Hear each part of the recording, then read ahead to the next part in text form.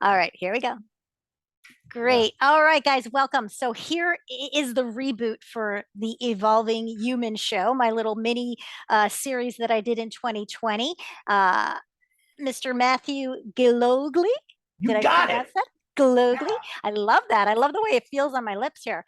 Has been kind enough to kick this off, and I have planned some other conversations. I wanted to have a place, number one, to speak to the men. I know owning her health doesn't always do that. I want to bring back the whole round table forum type of conversational stuff I introduced on the Evolving Human Show, and I wanted to bring something to LinkedIn that I'm not necessarily seeing, where it's just some real conversations, short conversations, just kind of mastermindy type of things where Yep. everybody has something to bring to the table. So, Matthew, thank you so much for being here. I brought you to the table because we gotta do better. We've got to do Yeah. better. You've been working a lot with medical clinics and getting them to sort of stay in business. I'm Mhm. sure during the pandemic there was a different conversation than maybe beforehand. And you have a wonderful practice system, and you know how to do this. You're an investor. You have different ideas on it. So that's sort of what caught my eye. And I also wanted to start featuring people here in Charlotte, in the Charlotte area, because I think sometimes we don't do that. I don't know what it is about Charlotte, but we're big on banks, and we don't really talk about anything else. So I'm hoping that we can do that. So thank you so much for being here. Yeah, looking Tell forward me, to it. just let the audience sort of know, give your like, couple minutes spiel. Who are you and what are you doing in the world right now? Great. Yep. So I am a self-proclaimed serial entrepreneur. Love that. Um, and but I got involved in the medical space by accident in 2013. A friend of mine introduced me to the wild, woolly, wonderful world of erectile dysfunction clinics. Mm, And so I wound up opening up the Carolina Men's Clinic, which is based here in Charlotte, still in business today. We opened it in January 21, 2014. We did $70,000 in our first 7 days of being wow. open. By April, we were doing 200 plus $1,000 a month. November, we opened our second location in Lake Norman, and then in June of 15, we opened our third in Raleigh.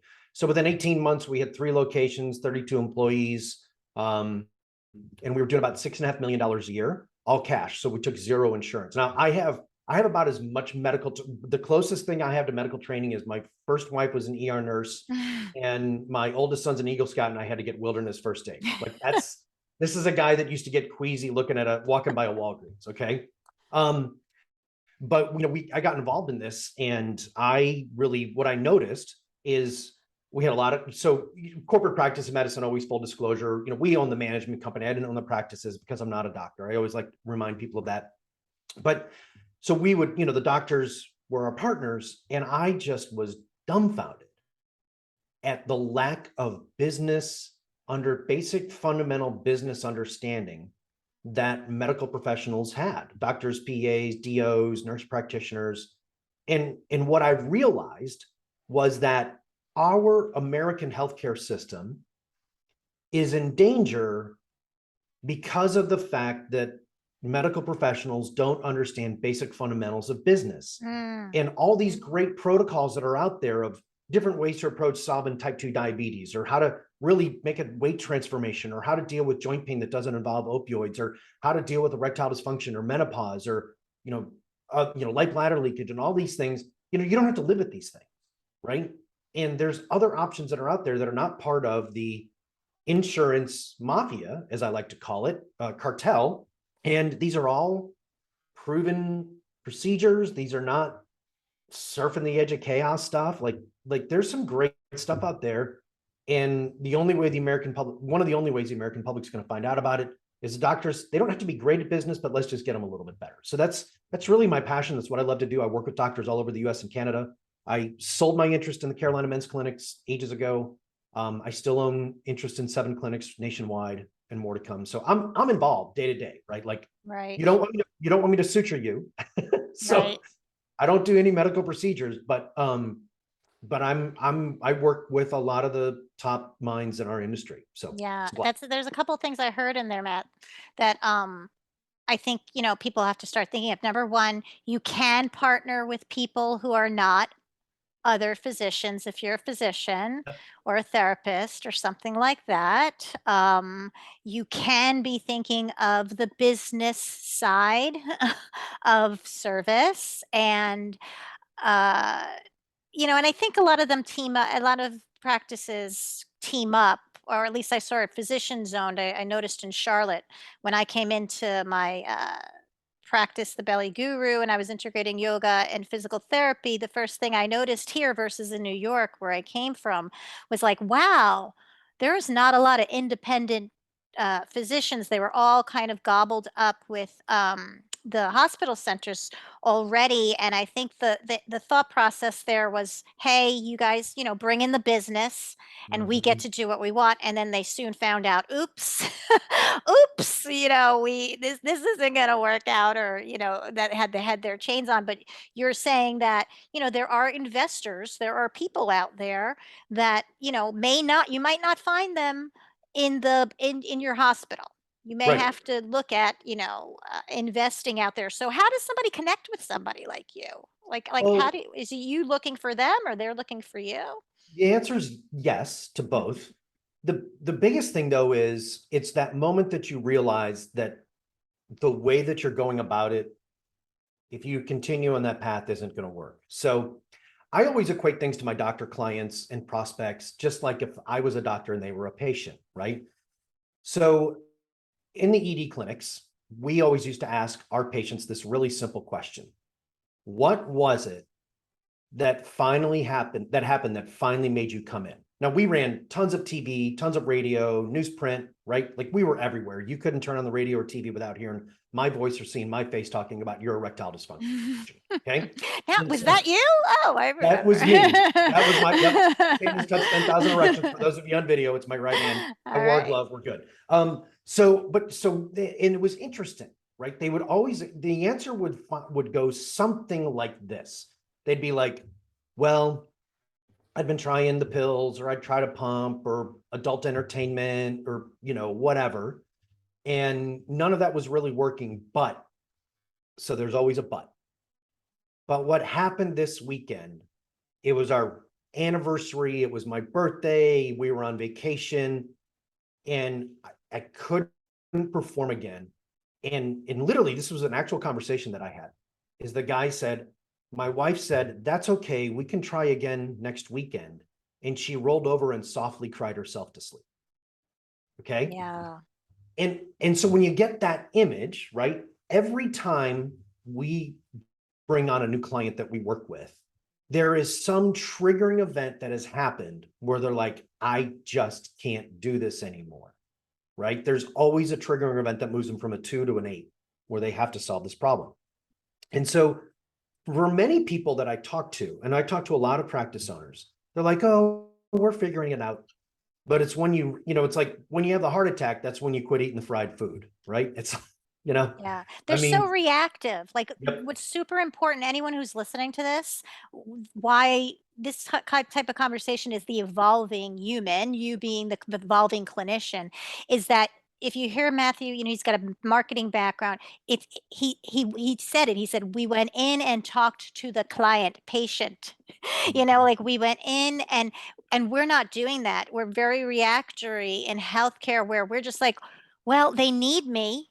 It's a very complacent, Mm-hmm. egocentric attitude. I mean, to be Yeah. quite clear, you got to Yep. hear that. Yep. Your desire not to market to that conversation is because of your ego and you're kind of thinking they need you.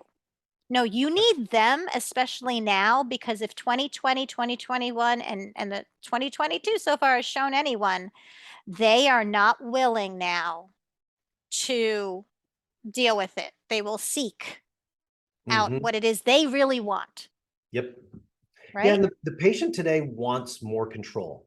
So like if you I'm 54, I'll be 55 in a couple of weeks at the time of this recording. Okay. But if you look at people under the age of 50 or 48, they are they don't believe everything that they're told anymore. Right. And so they want to take control of their medical decisions and they want options. And it's because, and there's really kind of two things I want to hit on. The first thing is I want to just take a little bit of a step back we have this thing called the doctor's paradox. Mm-hmm. And the line that goes up and down is their medical skill. The bottom is a 1, at the top is a 10. And I do events all over the country, and I ask doctors, on a scale of 1 to 10, how would you rate your medical skill? All my doctors rate themselves 8, 9, or 10, right? Mm-hmm. Never have anybody below an 8. Mm-hmm. The line that runs left to right is your business skill, 1 being the lowest, 10 being the highest. How would you rate your business skills? And they all rated a 3, okay? Mm-hmm.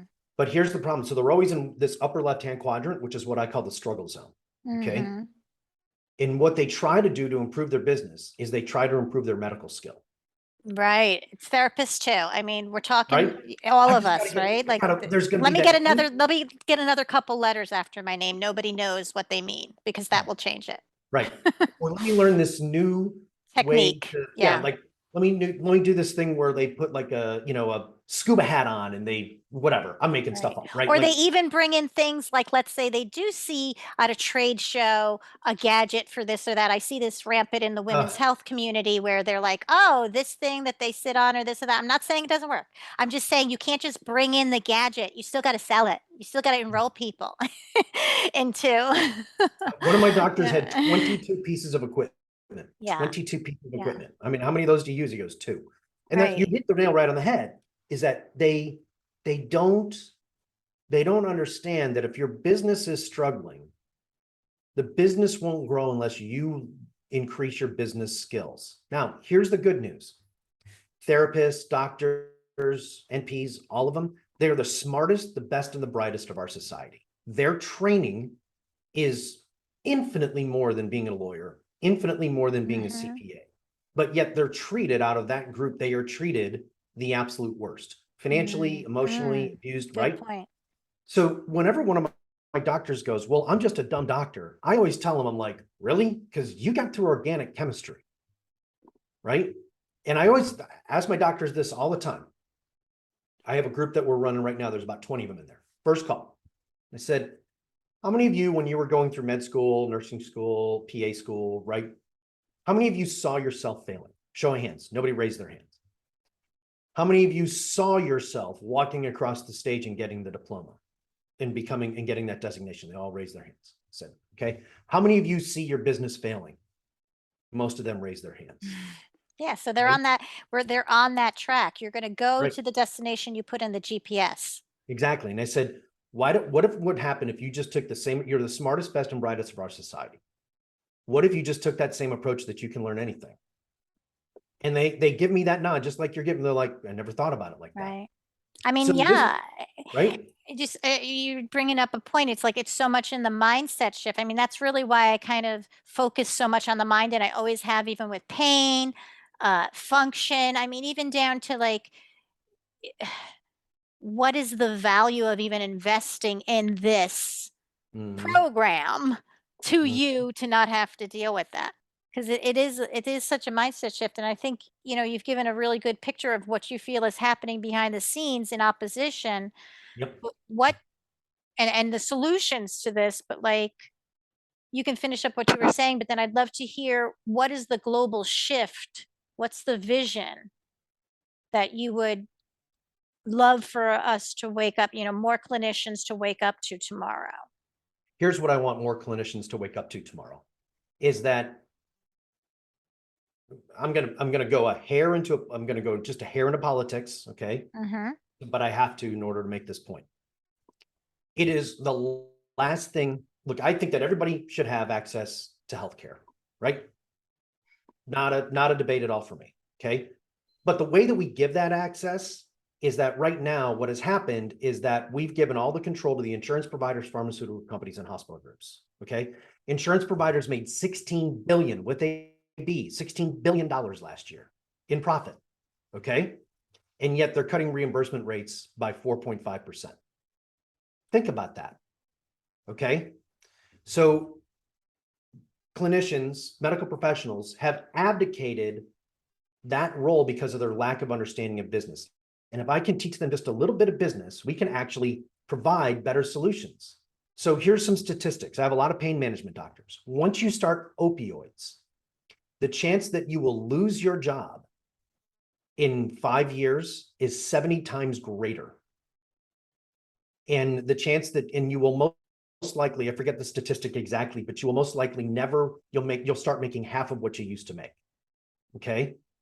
Now, are there some people that pain manage the opioids are great for? Yes, unquestionably, right? But the bottom line is there's other options out there that don't require pills and surgery. I mean, we have research. Doctors of physical Yes. therapy have published research over research, showing actually, if you look at the research, it says that, going directly to a physical therapist versus even going to the physician first, or through chiropractic or acupuncture, or even as a yoga therapist. I was working a lot at that place. We need to be open to what I would see is, oh yeah, I heard that statistics. Now all of a sudden I'm hiring and having a PT clinic in my place. Yep. Which Yep. is, you know what I mean? And I get it. You think you're going to get the back end, but you're never actually changing what you're saying in terms of making your doctor's office.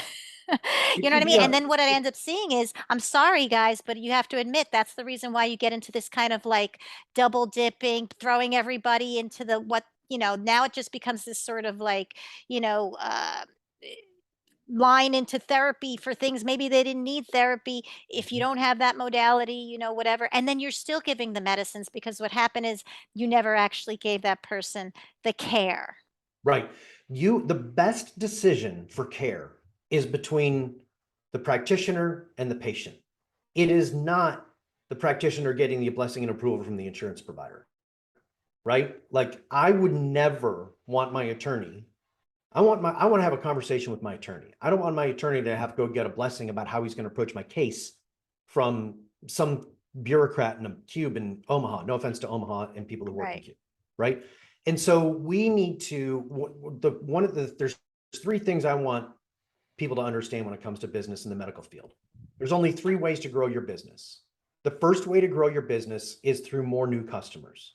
Well, that's well and good, but the reality is that you're kind of dictated as the type of customer that you get based on your, based on your insurance, whatever. Okay. Second thing is sell more to your existing client base. Third is increase prices.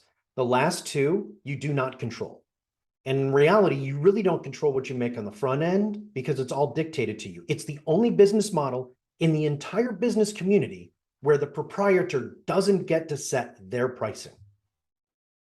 And so because you abdicate that, you have zero control of your business. Now, Right. I believe that you want to be as much into doing as much cash as you possibly can and let the patient go file their own insurance claims or whatever, right? Again, if you're in the insurance modality or wherever, I know there's a lot of different people that listen to Or this. if you're going to bring something in, that's even like a smarter business model. Just bring in like an extra thing that you say, do you want our office to take care of this insurance thing? Yes. Because, and then you get money for that. Like just think out of the box sometimes instead of taking the hit right off the bat, right? Yeah. What we tell all our clients is before they buy a machine, if they're a client of mine, I said, before you buy the machine, you have to call me. You can't sign any contracts before you talk to me. And the second thing is we're not going to buy anything until we pre-sell it. All right. So let's go to your list of patients and let's see if they really want this machine. You may think they do, but let's see if we can't just prepay for the machine. I can't tell you how many $100,000 machines my doctors have prepaid for. I know because I mean, luckily therapists, physical therapists, it's cheaper stuff. I mean, Right. like maybe we'll get into the ultrasound units or whatever, but for the most part, it's tape, different types of exercise There's a balls, laser, and right? things like a laser might be, yeah, like we're getting up there with a laser now. The latest that I think right now the ultrasound thing, but again, big value, but it's not going to bring people. I mean, it's hard with women's health because there's so much dysfunction there that you end up filling up your seats, but they don't even know about you. That's part of the Mhm. problem. They don't even know that that's out there. Like some people don't even understand that that's even an option, and that's on the practice and the practitioner. Yeah. I mean, we have physical therapy locations that have added, body contouring machines, right? Because that's what gosh, you've made my knee feel better. Now I want to lose 10 pounds. Well, and what we did was pre-sold so we didn't have to come out of pocket for the machine or, there's always different types of modalities that they can do.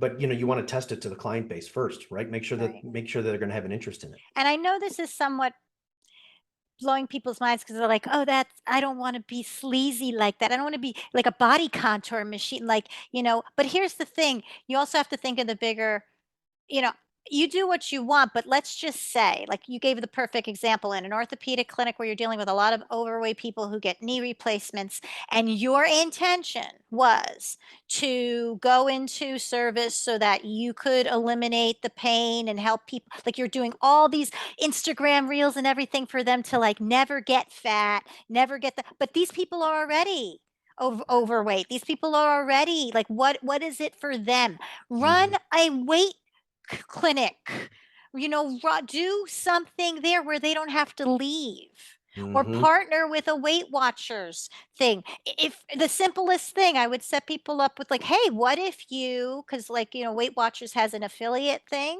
with like some Yeah. coaches and stuff. What if you just had an affiliate thing on your stuff you give them? And if you, but of course, like the way you have to like Weight Watchers Right. program. I'm not telling you to do anything that's not aligned with you, but it's just this thought process of what else can I bring in that actually feeds into my thing instead of what I see, Absolutely. which is all these different things that honestly nobody even knows what your message is. Like who are you what is it you're trying to do in the big picture other than make them not feel painful, because the easy thing then feeds into, well, what do I got? What do I got? Let me just give the pill. What do I got? Because it does feel good. It Yeah. does feel good. And when you're stressed and you're burned out and whatever, you think you've convinced yourself you're helping. But Yep. there's a moral wound there because you're feeding into the system. I just want to know, like, when I'm talking to you, Matthew, this is a rarity, and probably because you're working in the medical field, but you're a marketing person or you're just more personable, you're not necessarily conditioned by the Because I have system. Jack Nicholson smoking a cigar over Probably, my. exactly. Yes. So, He's on every podcast. yeah, So I mean that's important though, right? What energy you're bringing into your business, what energy, exchange is going to be there. And I don't think a lot of people think of that. We get so comfortable. You almost need that opposite person sometimes in your business oh, to absolutely. balance out all the analyticals that are on What's your funny team. is I'm very much of an extrovert, clearly, right? I probably would have lasted about a quarter, maybe a semester in med school. But what's funny is I work incredibly well with analytical people. Yeah. And it's because I'm moderately analytical, but I'm nowhere near as Yeah, detailed you're and probably analytical. like I mean, I would classify you kind of like a promoter, which is the Yep. exact opposite, which is actually what Yep. they want. That's They exactly. they Yep. wish they were free enough to, Yep. Yeah. you know. And that's, I have a lot of partnerships, and a lot of most all my partners are very different than me. Right. Um, and so, yeah, you have to build this team that, you don't look, the worst company I could ever build is a company full of me. We'd all sit Right. around, laugh and talk and have a And great yet time, but that's what doctors, nothing would get done. therapists, and everybody does That's, all the time, right? I mean, yeah. their whole thing, their whole administration, and then the director, even in the hospitals, they promote you in healthcare based upon your clinical skills. That's the stupidest thing ever. You're the Right. best. You're the best on our team for getting people, from a stroke to standing. So let's take you off the team and put you behind a desk to talk Yes. about, it's the most asinine thing. It's nuts. It's absolutely nuts. So what's the best way to connect with you? Because I know some people So, hopefully were listening to this and their minds were opened a little bit.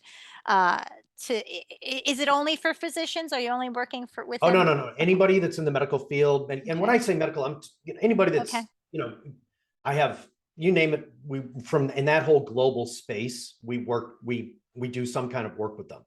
So therapists, not a problem. So there's a couple. I'm going to give them two resources. First Okay. one is if they just want to casually find out more about me, I do a podcast called the Practice Profit System, Okay. and how to make your profit, the profit in your practice profitable. And that is at the practiceprofitsystem.com. You can we're on iTunes, Spotify, all of that. All of those shows, most of the episodes are 12 minutes or less. Okay. Great. It's for the ADHD people.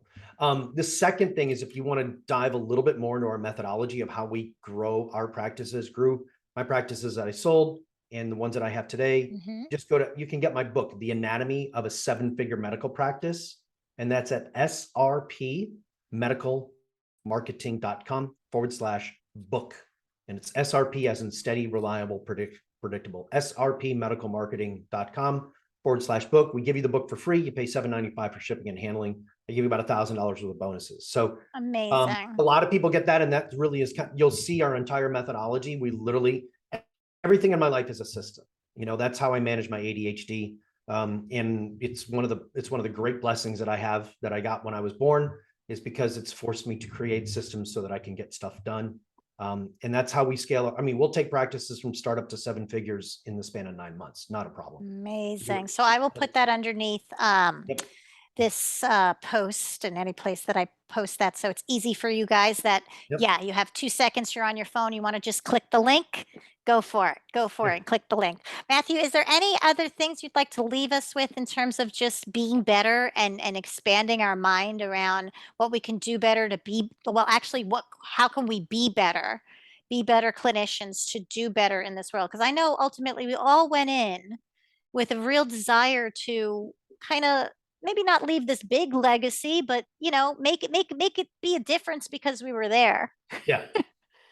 It's really simple. Society needs you, right? And if you believe that one of the best things that society can have is free thinking medical professionals who get to make decisions on their own for the best care of their patient, then it's incumbent upon you. You have no choice then, that you have to get better at business, because businesses, it's not about building a better mousetrap.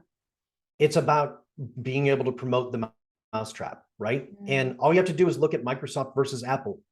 Microsoft was a crappy product for 20 years, right? But they were better at promoting their product than Apple.